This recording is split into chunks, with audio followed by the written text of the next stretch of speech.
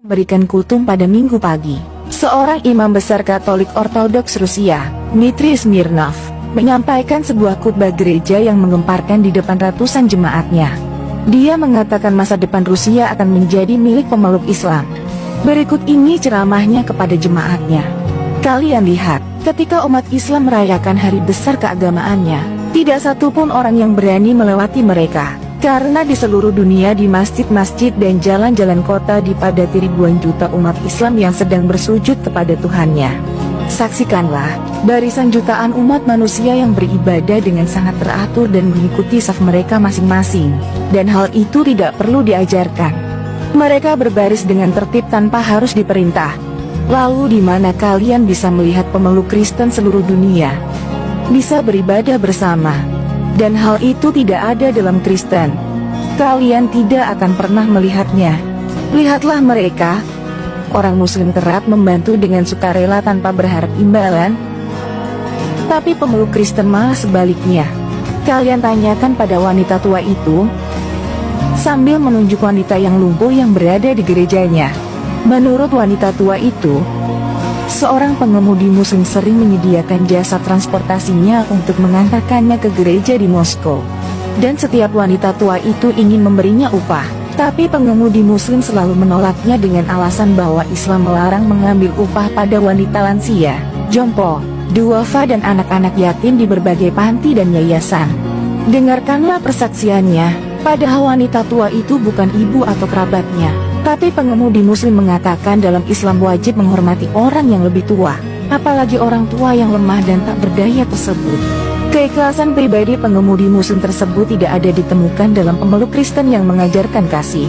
Tapi justru sebaliknya, pengemudi Kristen bisa tanpa belas kasih meminta upah atas jasa transportasinya pada wanita tua itu.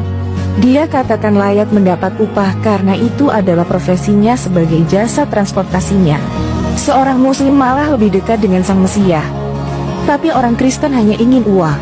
Apakah kalian tidak merasakan bagaimana dalam prosesi penebusan dosa, siapa saja harus membayar kepada pendetamu, entah itu miskin atau manula, wajib memaharkannya sebagai ritual pengampunan dosa.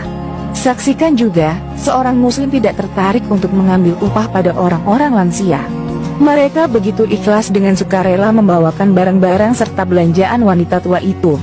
Sampai sang wanita tua itu hendak berdoa ke gereja, sang pengemudi Muslim setia antar jemput wanita tua itu.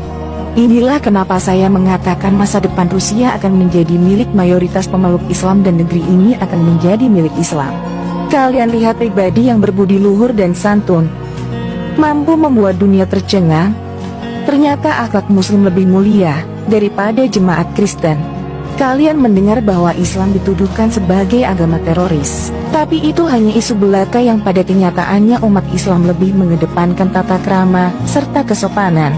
Walau mereka difitnah sebagai teroris, tapi populasi jumlah mualaf di Eropa dan Rusia makin ramai berdatangan ke tempat ibadah orang Muslim untuk memeluk Islam. Karena para mualaf tahu betul bahwa Islam tidak sekejam yang dunia tuduhkan. Sekarang dan selamanya, masa depan Rusia akan menjadi milik umat Islam. Di masa depan adalah kembalinya kejayaan Islam.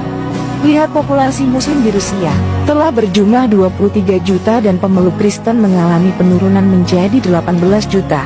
Lalu sisa yang lainnya masih tetap komunis. Ini sebuah fakta bahwa Islam sekarang menjadi agama terbesar di Rusia. Di utara bekas pecahan negara Uni Soviet mayoritas Muslim yaitu Republik Chechnya, Tajikistan,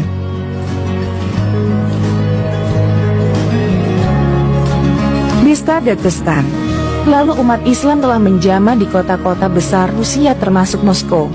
Imam besar mengakhiri khutbahnya dan turun ke mimbarnya dengan mata yang berair, di mana para jemaatnya masih terpaku dan terharu. Tidak menyangka seorang imam besar Katolik bisa mengagungkan orang Muslim.